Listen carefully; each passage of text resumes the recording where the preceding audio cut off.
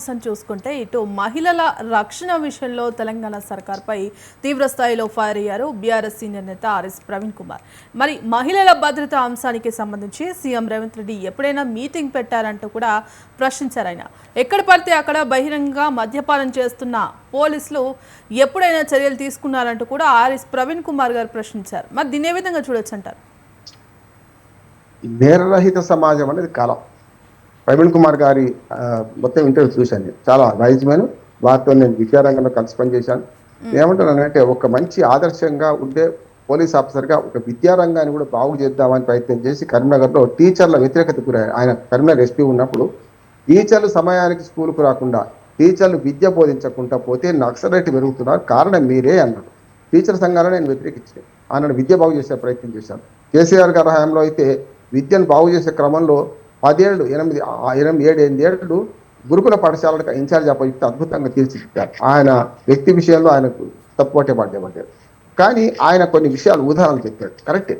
మిగతా పనులు పక్కన పెడితే మహిళల భద్రత విషయంలో కేసీఆర్ గారు తీసుకున్న చర్యలన్నిటి ఉటంకించారు. ఆయన చాలా కరెక్ట్ అంటున్నారు. ఎందుకంటే కొన్ని చర్యలు వారు తీసుకున్నారు. కానీ ఇప్పుడు కొన్ని 4-5 సంఘటనలు ఉదాహరణ చేసుకొని ప్రభుత్వం విఫలమైంది అని ఆరోపిస్తే అది కరెక్ట్ కావు. వాళ్ళ మన మెట్రో మన ఎంఎంటీఎస్ రైల్లో నుంచి ఒక అమ్మాయి పాపం రేపు చేయబోతే చనిపోవడం, ఇవన్నీ మనం చూస్తున్నాం. కాదంటలేదు.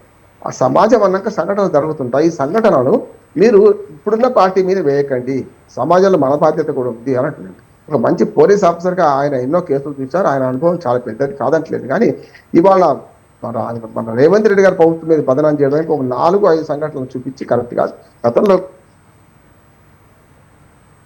గతంలో మన కేసీఆర్ ప్రభుత్వం ఉన్నప్పుడు కొన్ని సంఘటనలు జరిగింది, కాదంటలేదు. లేక చాలా జరిగినాయి. దళితుల మీద దాడులు జరిగినాయి, దళితుల మహిళల మీద దాడులు జరిగినాయి. అంతకుముందు ఎన్కౌంటర్ మనకు ఏదో మన ఔటర్ రింగ్ రోడ్ దగ్గర జరిగిన సంఘటన చూసాం మనం కదా. దిశ సంఘటన మన దిశ యాప్ అనేది ఆంధ్రప్రదేశ్లో ఏర్పాటు చేశారు. కానీ కేసు మన దగ్గర జరిగింది, హైదరాబాద్ జరిగింది కదా. మరి అప్పుడు కేసీఆర్ గారు ముఖ్యమంత్రి కదా, మరి దాని గురించి చెప్పడం ఎందుకు? అందుకని ప్రభుత్వాలు మారితే శాశ్వతంగా, ప్రభుత్వాలు శాశ్వతం, పార్టీ శాశ్వతం కాదు. మా ప్రభుత్వం ఉన్నప్పుడు, మా పార్టీ ఉన్నప్పుడు బ్రహ్మాండంగా ఉందంటే అప్పుడు ప్రవీణ్ కుమార్ గారు టీఆర్ఎస్ పార్టీలో లేడు. ఒకనాడు ఇదే కేసీఆర్ ప్రగతి భవన్ కూల్చేస్తామని, ఫామ్ హౌస్ను నాగలతో దున్నుతామని ఇదే ప్రవీణ్ కుమార్ గారు అన్నారు కదా. ఇప్పుడు కేసీఆర్ మంచి అయింది. ఆయన ఎందుకంటున్నానంటే వాళ్ళ రాజకీయం వాళ్ళకుంటది. భాగ్యశ్రీ గారు అంటే రామారావు గారు పార్టీ మారారు కాబట్టి ఇప్పుడు రేవంత్ రెడ్డి ప్రభుత్వం మీద విమర్శలు చేస్తున్నారు అనుకోవచ్చా? ఖచ్చితంగా. నేను ఏమంటున్నానంటే రాజకీయ కోణం లేకుండా ఎట్లుంటది అంటే ఇప్పుడు నేరాలు జరుగుతలేవంటే ఆయనతో ఏకీభవిస్తున్నాను. కానీ ఇదే కేసీఆర్ను గల్లాబట్టి కొడతాము, లేకుంటే ప్రగతి భవన్ ముట్టడిస్తాము, ఫామ్ హౌస్ దున్నేస్తామని ఇదే ప్రవీణ్ కుమార్ గారు మాట్లాడింది కదా. ఆయన వ్యక్తి విషయంలో నేను చాలా ఆయన కలిసి పనిచేశాను. ఆయన మంచి వ్యక్తి. కానీ పార్టీ మారగానే పార్టీలో రాజభక్తి, స్వామి భక్తి ఎక్కువైతే ఎట్లా అంటున్నాను. బీఆర్ఎస్ హయాంలో జరిగిన ఘోరాలు నేరాలు ఇప్పుడు కూడా జరుగుతున్నాయి. వీటిని మనం బేరీ చేసుకుని ఎట్లా ముందుకు పోవాలని ఆలోచన చేయాలి తప్ప ఆనాడు మంచి అంత సస్యశ్యామలంగా ఉంది, ఒక్క నేరం జరగలేదు చెప్పగలుగుతారా? ప్రవీణ్ కుమార్ నేను చెప్తున్నాను కదా. ఇప్పుడు దిశ కేసు మన దగ్గర జరిగింది కదా. మరి ఆనాడు ఎన్కౌంటర్ పరిష్కారం అంటే కరెక్ట్ ఒప్పుకుంటాడా? మరి సజ్జనార్ గారు ఎన్కౌంటర్ చేసినప్పుడు కోర్టు కేసు ఎదుర్కొంటున్నారు. నేనేమంటున్నానంటే కేసీఆర్ గారు హయాంలో సర్వం సంతోషంగా ఉండేది, సకల జనులు సుఖపడ్డారు అంటే తప్పే. కానీ లేదా మిషన్ భగీరథ, మిషన్ కాకతీయ పథకాల విషయంలో నేను ఇప్పటికీ ఒప్పుకుంటున్నాను. కానీ ప్రవీణ్ కుమార్ గారు ఏమంటున్నారంటే ఆనాడు అద్భుతంగా ఉండే ఇప్పుడు శాంతి భద్రతల విషయంలో నాశనం అయిపోయింది, ముఖ్యంగా మహిళా భద్రత విషయంలో. కాకపోతే ఆయన సూచన పాటించాలి. ప్రవీణ్ కుమార్ గారు అడిగిన సూచన ఏంటంటే ఇప్పటికైనా సరే మహిళా భద్రత గురించి సి టీమ్స్ నిర్వీర్యమైపోయింది. ఆయన ఆ ఆరోపణలు నిజం చెప్తున్నారు. 1-2-3 సంఘటనలు బట్టి మనం వేరే చేయడానికి వీల్లేదు. కానీ సి టీమ్స్కి నిర్వీర్యమైపోయినాయి. చాలా కరెక్ట్ ప్రవీణ్ కుమార్ గారిని. అట్లానే మహిళల భద్రత పట్ల తీసుకోవాల్సిన జాగ్రత్తలు తీసుకుంటారు. రెండోది కరెక్ట్, తీసుకోవాల్సిన అవసరం ఉంది, కూడా కరెక్టే. కానీ అద్భుతంగా ఆనాటి పాలన ఉందని ఇప్పుడు పార్టీ మారిన ఈయనే వాళ్ళ సర్టిఫికేట్ ఇచ్చి అప్పుడు పార్టీని విమర్శించి సర్టిఫికేట్ ఇస్తే ఆ వ్యక్తి విశ్వసనీయతకు కొంచెం భంగం కలుగుతుందని నేను అంటున్నాను. ఇప్పుడు జరుగుతున్న సంఘటన గురించి మాట్లాడితే వేరు, కానీ గతంలో బ్రహ్మాండంగా ఉంది, ఇప్పుడు ఏం లేదు అనడం కూడా కరెక్ట్ కావాలి. కానీ ఆయన సూచనలు పోలీస్ డిపార్ట్మెంట్ నుంచి వచ్చిన వాడు మహిళా భద్రతకు ఏం చేయాలి తెలుసు, తీసుకోవాలి, చేయాలి. అట్లాగే ఇంకో విషయం కూడా మాట్లాడండి. ఈ సోషల్ మీడియా క్రిషాంక్ను మనకు వాళ్ళని అరెస్ట్ చేయడం వీటి గురించి మాట్లాడారు. అంటే ఉన్న సంఘటనలు రిపోర్ట్ చేస్తే అరెస్ట్ చేస్తారు అంటున్నారు. అది కూడా ఆయన సమర్థించడం కరెక్ట్ కాదు. ఎందుకంటే ఆయన సమర్థిస్తున్నాను ఈ సోషల్ మీడియాలో యాక్టివ్గా ఉన్నవాళ్ళని, అంటే బూతులు రాయమని కాదు, సోషల్ మీడియాను ఒక మాట పాకిస్తాను. సోషల్ మీడియా కత్తి లాంటిది. కత్తితో కూరగాయలు కోయచ్చు, మిడకాయలు కోయచ్చు. సోషల్ మీడియాను ఉపయోగించి తప్పు చేస్తే వాళ్ళని క్షమించాల్సిన అవసరం లేదు. కానీ సోషల్ మీడియాలో రాజకీయ విమర్శ చేస్తే కూడా వాళ్ళను మీరు అరెస్ట్ చేస్తున్నారు, అది తప్పు అంటున్నాడు. అందుకనే ప్రవీణ్ కుమార్ గారి ఆరోపణలో నిజం లేదంటలేను, కానీ అతిశయోక్తులు చెప్పొద్దని కోరుతున్నాను.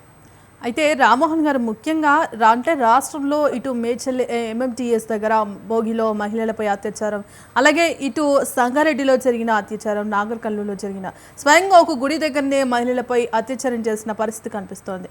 మరి స్వయంగా ముఖ్యమంత్రి హోంమంత్రిగా ఉన్నా ఎందుకు ఇన్ని అత్యాచారాలు జరగడం ఏంటి? అసలు రాష్ట్రంలో ఘోరమైన ఘటనలు జరుగుతున్నా రేవంత్ రెడ్డి వాటిపై కనీసం ఎందుకు సమీక్షలు పెట్టడం లేదు? రాష్ట్రంలో ఆడబిడ్డలపై అగత్యాలు జరుగుతుంటే, క్రైమ్ రేటు పెరుగుతుంటే పోలీసులు మాత్రం తెలంగాణ భవన్ చుట్టూ తిరుగుతున్నారంటూ కూడా కొంత విమర్శలు వ్యక్తమవుతున్నాయి. అంటే నిజంగానే రాష్ట్రంలో మహిళలపై రక్షణ భద్రత కరువైందని అంటారా? వారు అనుకున్నంత తెలియదంట, వారు ఆరోపిస్తున్నంత తెలియదు, కానీ ఉన్నది వాస్తవం. ఏనుగంత సమస్య ముందు పెట్టుకొని మహిళ మీద అత్యాచారం దాని కళ్ళు మూసుకుంటే, పిల్లి కళ్ళు మూసుకుంటే ఎలకాయ వచ్చి వికరించిపోద్దట అట్లనే. కానీ వీళ్ళు ఆరోపిస్తున్నంత అధ్వానంగా లేదు. కానీ ఆయన అన్న మాటలో ఒకటి రెడ్డి తీసుకోవాలి పాజిటివ్. రేవంత్ రెడ్డి గారి దగ్గరనే విద్యాశాఖ ఉంది, రేవంత్ రెడ్డి గారి దగ్గరనే హోంశాఖ ఉంది. ఇంకా ఒక ముఖ్యమంత్రి జనరల్ అడ్మినిస్ట్రేషన్ ఉంచుకోవాలి, మిగతా శాఖని పంచాలి. కానీ ఆయనకు అవరోధాలు, ఆయనకున్న జాతీయ పార్టీ మంత్రివర్గం విస్తరిస్తామంటే మనకి అదిగో నవోదయం, అది ఉషోదయం అని మంత్రివర్గాలు వచ్చేస్తున్నామని కలలు కన్న వాళ్ళందరూ నిపుల మీద నీళ్లు చల్లారు. మంత్రివర్గంలో కొత్త వాళ్ళు వచ్చే ఛాన్స్ 15 రోజుల దాకా లేదు, వచ్చినాక ఇవ్వాలి. కనుక అట్లాని మంత్రివర్గంలో ప్రధాన శాఖలు నిర్వర్తిస్తున్న 2 శాఖలు విఫలమయ్యాడు రేవంత్ రెడ్డి. ఆయనతో ఏకీవిస్తాను ఎవరు, మన ప్రవీణ్ కుమార్ గారు. ఎందుకంటే మొదటిది పేపర్ లీకేజ్ నుంచి మొదలుకొని హాస్టల్లో మరణాలు చూశాం. విద్యాశాఖ రేవంత్ రెడ్డి గారి దగ్గర ముఖ్యమంత్రి స్వయంగా అందులో విఫలమైంది. రెండోది ఇప్పుడు శాంతి భద్రత అంటే హోమ్ ఆయన దగ్గర ఉంది. కనుక ఇట్లాంటి 3-4 సంఘటనలు చూసి మొత్తం విఫలమైన చెప్పలేను. కానీ రాష్ట్రంలో శాంతి భద్రతల విషయంలో తీసుకోవాల్సినంత జాగ్రత్తలు తీసుకోవడం లేదు. ఈ 15 నెలల్లో ప్రమాద గంటికలు మోగుతున్నాయి. ఈ ప్రమాద గంటికలు మోగుతున్న సమయంలో మనం జాగ్రత్త తీసుకోవాలనే సూచనను ఒక సీనియర్ పోలీస్ ఆఫీసర్గా ఇవాళ ఒక రాజకీయ పార్టీలో ముఖ్యంగా బీఆర్ఎస్లో ఒక కీలకమైన పదవిలో ఉన్నవాడిగా ఆయన సలహాలు తీసుకోవాల్సిన అవసరం ఉన్నది. మహిళల భద్రతకు ఎవరైనా సరే, మహిళల భద్రత ఏంది, అందరి భద్రతకు నేను చెప్పాను కదా, ప్రజల ధన మాన ప్రాణ రక్షణ కోసమే ప్రభుత్వాలు ఉండాలి. మొట్టమొదటి కర్తవ్యం అదే. అంతలో అశోకుడు ఎందుకు చెప్తున్నా అశోకుని గురించి, అవి అదనంగా మౌలిక సౌకర్యాలు కల్పించను, బావులు తవ్వించను, రోడ్లు పోయించను, అట్లాగే సత్రములు కట్టించను అని మనం చెట్లు నాటించను అంటాం కదా. అట్లానే సంక్షేమ పథకాలు ఇవి ఆగాయి. కానీ శాంతి భద్రతలు ముఖ్యం. ఏ ప్రభుత్వానికైనా శాంతి భద్రతలు లేకపోతే ప్రభుత్వం విఫలమైనట్టు లెక్క. కనుక ఆ ప్రమాద గంటికలు మోగుతున్నాయి. ఆయన దగ్గర ఉన్న 2 శాఖల్లో రేవంత్ రెడ్డి 2 విఫలమవుతున్నారనే మాట వాస్తవం. దాన్ని సరిదిద్దుకొని ఇప్పటికైనా ఆర్ఎస్ ప్రవీణ్ కుమార్ గారు చెప్పినట్టు ఒక మీటింగ్ పెట్టాలి. ఇటువంటి మళ్ళీ ముందుకు జరగకుండా తగిన చర్యలు తీసుకోవాలి. పోలీస్ శాఖను మరింత అప్రమత్తం చేయాల్సిన అవసరం ఉంది. అయితే రామ్మోహన్ గారు ముఖ్యంగా ఇటు ఆయన ఇంకో మాట కూడా అన్నారు, బీఆర్ఎస్ నాయకులు సోషల్ మీడియా సైనికులపై అక్రమ కేసులు పెట్టే పనిలో సీఎం రేవంత్ బిజీగా ఉన్నారు. నిన్న ఒక్కరోజే బీఆర్ఎస్ సోషల్ మీడియా పైన తెలంగాణ పోలీసులు 116 కేసులు నమోదు చేశారంటూ కూడా ఆయన పేర్కొన్నారు. అంటే దీన్ని ఏ విధంగా చూడొచ్చు అంటారు? ఎప్పుడైనా ఏ చేతగాని ప్రభుత్వం అయినా కూడా ప్రజల భావ ప్రకటన స్వేచ్ఛను హరిస్తుంది. గతంలో జరిగింది, ఇప్పుడు జరిగింది, మన మీడియా మీద కూడా జరుగుతుంది. అప్పుడేంది కేసీఆర్ గారి హయాంలో ఎవరి మీద కేసులు పెట్టకుండా ఉండలే, వాళ్ళు చేసేది వీళ్ళు చేస్తున్నారు. కానీ అకమించి చేస్తే ఇదే సమస్య వస్తున్నట్టు. సోషల్ మీడియా అనేది నేను మొదటి కత్తి లాంటిది. దానితో కూరగాయలు కోయచ్చు, మిడకాయలు కోయచ్చు కత్తితో. ఇది అంతే. సోషల్ మీడియాను ఉపయోగించే క్రమంలో వ్యక్తిగత ద్వేషాలు, వ్యక్తిత్వాలను హననం చేయడం, కుటుంబాలను బదాలను లాగడం, ఇది తప్పు కదా. ఎప్పుడైనా కూడా ఎవరైనా చేస్తే తప్పే. కానీ ప్రభుత్వం మీద మామూలు విమర్శలు చేస్తే కూడా కేసులు పెట్టడం అమానుషం, తప్పు అంటున్నాడు. అందుకని ప్రవీణ్ కుమార్ గారు 2 విషయాలు చెప్పిండు. ఏమంటున్నానంటే గతంలో కేసీఆర్ గారి హయాంలో కేసులు లేవంటే అయినాయి. చాలామంది ఉద్యమకారులను కూడా దూరం చేసుకునే సందర్భం ఉన్నది. ఉద్యమ ద్రోహుల్ని హక్కునే చేసుకుని వాళ్ళకి పదవులు ఇచ్చిన సందర్భాలు ఉన్నాయి. వాళ్ళు అదే ఉద్యమ ద్రోహుల్ని పదవులు తీసుకొని మళ్ళీ ఇప్పుడు పార్టీ మారిన సందర్భం చూస్తున్నాం. 3 చూస్తున్నాం. కనుక ఎవరికైనా సరే అనుభవానికి వస్తే తత్వం బోధపడుతున్నట్టు గతంలో జరిగిన బేరీజ్ వేసుకోవాలి. ఇక ముందు అవి జరగకుండా చూడాలి.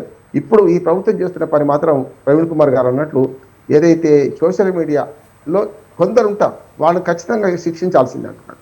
బండ బూతులు మాట్లాడేవాళ్ళు. రామ్మోహన్ గారు, ఫైనల్ కన్క్లూజన్ ఏంటంటారు? అంటే రాష్ట్రంలో శాంతి భద్రతలు కాపాడటంలో రేవంత్ సర్కార్ వైఫల్యం చెందింది అనుకోవచ్చా? కన్క్లూజన్ ఫైనల్ గా వైఫల్యం అనను, కానీ జాగ్రత్త తీసుకోవాల్సిన అవసరం ఉంది. ప్రమాద గంటికలు మోగుతున్నాయి.